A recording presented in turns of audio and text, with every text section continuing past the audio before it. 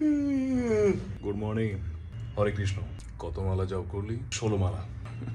এই যে এত মানুষ দেখছিস ভোরবেলাতে কাজ খুঁজছে, কেউ কাজ করছে, কেউ উদ্ভ্রান্তের মতো ছুটে বেড়াচ্ছে, তোর মনে হয় এদের জব করা উচিত, ভগবানকে ডাকা উচিত? হ্যাঁ, পেট ভরবে তাতে? জানিস, আমি মাকে জিজ্ঞেস করলাম, মা তোমার সুখ কিসে? মা বললো, বাবু তোরা ভালো থাকলেই আমার সুখ। কিন্তু আজ পর্যন্ত দেখলাম না যে মা সুখী। প্রত্যেক দিন টেনশন করে গেল। আর বাবা কথা বলাই বন্ধ করে দিয়েছে, বাগানের দিকে তাকিয়ে থাকে আর কবিতা লেখে। কোথায় সুখ? এই যে এত সম্পর্ক গড়ছে, ভাঙছে, এত স্বপ্ন, কোথায় সুখ বলতো? কোথায় ভগবান? আমরা কি আদৌ স্বাধীন? না। তাহলে কিসের দাসত্ব করছি আমরা? ইন্দ্রিয় প্রীতির, মানে নিজেদেরকে সন্তুষ্ট করার জন্য সারা জীবন আমরা ছুটছি, কিন্তু কেউই তা পারছি না। না, তাহলে ভগবানকে সন্তুষ্ট করার উদ্দেশ্যে কর্ম করো, সমস্ত সুখ সেখানেই।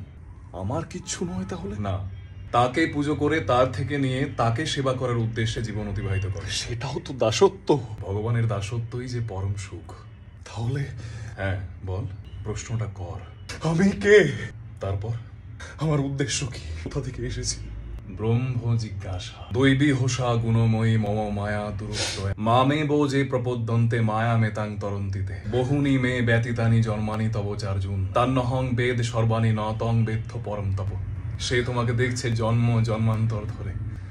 কৃষ্ণ চেতনায় স্বাগত বন্ধু। হরে কৃষ্ণ।